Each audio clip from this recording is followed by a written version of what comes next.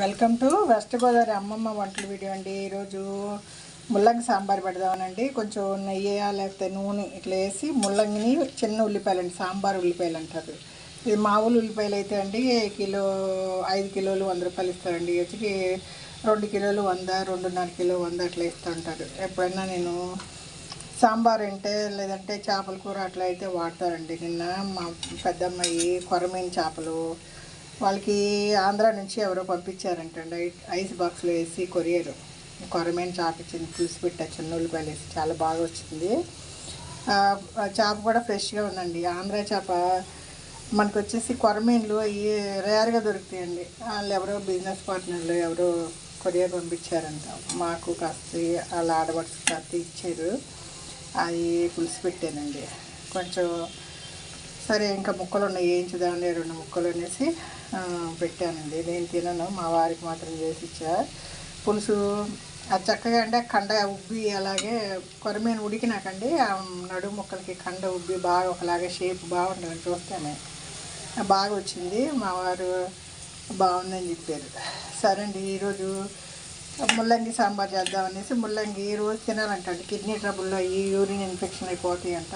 దానికి ఇలా వేయించుతానండి. వేయించితేనే మీకు ఆ వాసన పోయి సాంబార్ టేస్టీ ఉంటుందండి.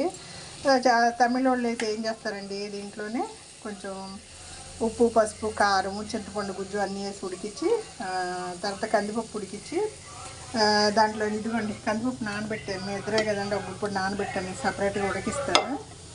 ఆ తర్వాత ఈ ముక్కలు ఒక గిన్నెలో పెట్టి 2 టమాటాలు, ఇంకొక ములక్కాడ ఉందండి, అది కూడా వేసి కుక్కర్లో ఉడికించి తర్వాత అండి చింతపండు గుజ్జు వేసి తాలింపేస్తా. తమిళలో అయితే దీంట్లోనే చింతపండు గుజ్జు అన్నీ పసుపు, ఉప్పు, కారం అన్నీ ఉడికేసి కందిపప్పు సపరేట్గా ఉడికించి కలుపుకుంటారండి. ఇదిగోండి మన డైట్ బొబ్బాస్కాయ ముక్కలు కోసి పెట్టుకున్న తర్వాత పెసరపిండి అండి, శనగలు, పెసలు, మినువులు పొట్టు తీయకుండా ఏదో రుబ్బి పెట్టుకుంటా ప్రోటీన్ కండి.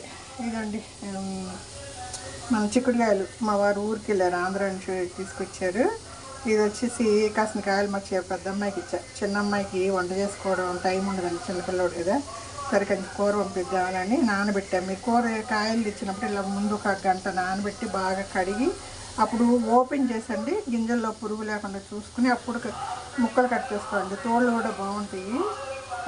ఇది నానబెట్టాను చక్కగా. ఒక్కొక్క కాయ ఓపెన్ చేసి క్లీన్ చేసి ఉడకబెట్టి తాలింపేసి ఎల్లుల్లిపాయ, జీలకర్ర, కరివేపాకు, కారం వేసి కొడతానండి. ఆ పొడి వేస్తాను.